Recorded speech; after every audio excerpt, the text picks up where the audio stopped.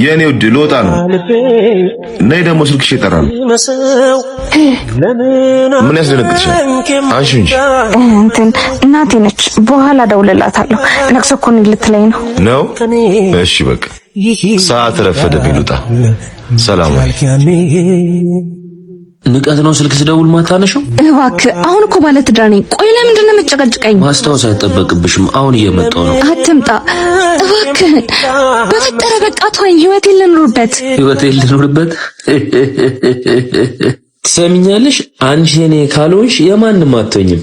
ደግሞ ታውቂኛለሽ። እሺ ቆይ አሁን ምን አድርጊ ነው የምትለኝ? ስደርስ እደውልልሻለሁ። ስልክ አንሺ።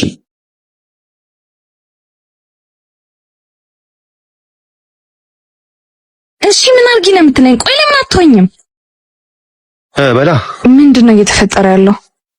ይሄ ማለት ነው አንተ ንቀት ነው። ምንድነው ብራዘር? ዝም በል አዴ።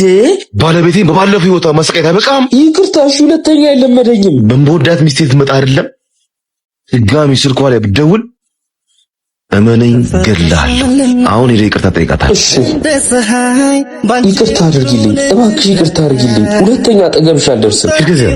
አስኮነኝ። እሺ ልንከባከባት ልጠብቃት እንጂ ማንም ሰላሟን ሊበጠብጣት አይደለም። ከእናቷ ቤት የወሰድኳት። ስንት ነው አባት? 500 ብር። 500 300 ብር ይዘሻል እንዴ? እኔ ፍቅር ትንሽ አታፍርም? የትራንስፖርት እንኳን መክፈል ያቅታል እንዴ? ይሄው ነው እንዴ? ማመሰግናል። በቃ እንሂድ አይደል? እኔ ፍቅር ቆይ ምን ነው? በቃ እዚህ ጋር ይብቃል። እየቀለድሽ ነው? እንሂድ አሁን። እኔ ፍቅር ልቀቀኝ። ከዛሬ ነገ ጥሩ ይሆናል እያልኩ በተስፋ ብዙ ጠበቅኩ፣ ግን አንተ መመኛውን ህይወት የምትሰጠኝ ሰው አይደል። አጥቼ እኮ አይደለም መቸገሬ፣ ነጋችንን የተሻለ ለማድረግ እየለፈው እንደሆነ ታውቂያለሽ። የራሴ ዓላማ አለኝ፣ አግዢኝ። ሴት ነኝ። ከዚህ በኋላ አንተን በመጠበቅ የማባክነው እድሜ የለኝ። ይበቃናል። ይበቃናል? አዎ ይበቃናል። ሂጂ። ደባልና ሹመት ያለ ሰበብ አይደል። ራሴን አልጣው እንጂ ያጣሁትን ነገር ሁሉ አገኘዋለሁ። ሂጂ። ምን ነው ልሂድ ስላልተከፋህም? ለምን ልከፋ? የኔን ስኬት ካንቺ በላይ በጉት የምትጠብቅ ሴት አለች እኮ። እኔም ጠርጥሬያለሁ። ማናት እሷ? እባክህ እናቴ። እሷም እንደ ጀንበር ሱራ እስክትመለስ ተጠብቃት ደርሻለሁ። ውጪ። ወይኔ ይዙ ይቅርታ፣ ቀጠሮ እንዳለን ረስቼው።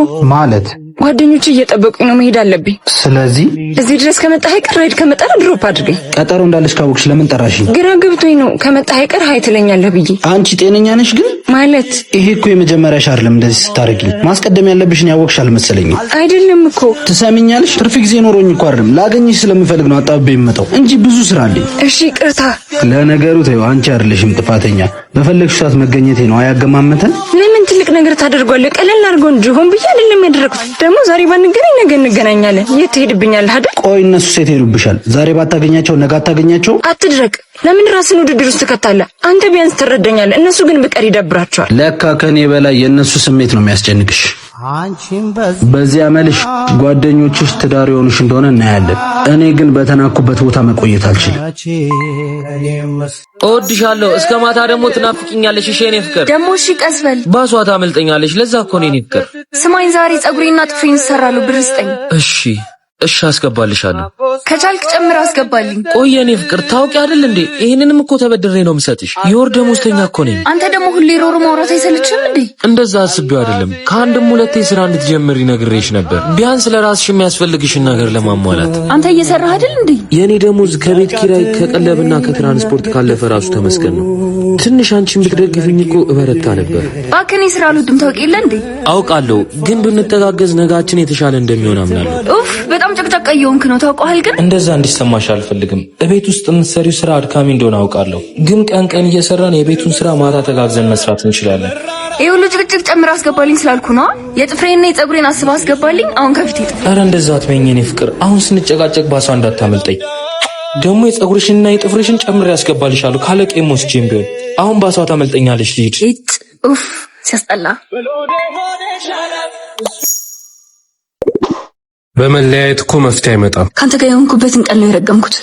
ወንድ ሁን፣ ህይወትን ቀይር። ለዳ ወንድ ቆንጆ ሴት አትገባውም፣ ለኛ ለሀብታሞች እንጂ። ክፉ ሐሳብ ክፉ ነው። እርግማን ነው። አሁን የምፈልገውን አገኘው። ደስ አለ? አሁን ተነሽ ከቤት ውጭልኝ። ምን ማለት? ከጓደኞቼ ጋር ተወራርጄ ነው። አንተ ከባሏ አፋታ የራስ አታረጋትም ሲሉኝ እልይዞኝ አገኘሁሽ እንጂ ወድጄሽ አይደለም። እና ለአንተ 5 ደቂቃ ስሜት ህይወቴን አበላሸው። ከሚወደኝ ባሌም አለያየኸኝ። እንችለዋለን ውሻ ነህ። ውሻ መልሶ ጆ እንዳሰብኩት አልሆነልኝም። ምኑ? ካንተ ስለ የተሻለ ኑሮ እኖራለሁ ብዬ አስቤ ነበር፣ ግን እሱም ተጠቅሞ ጣለኝ። ታዲያ እኔ የተጣለ ሰብሳቢ ነኝ? ጉንዳን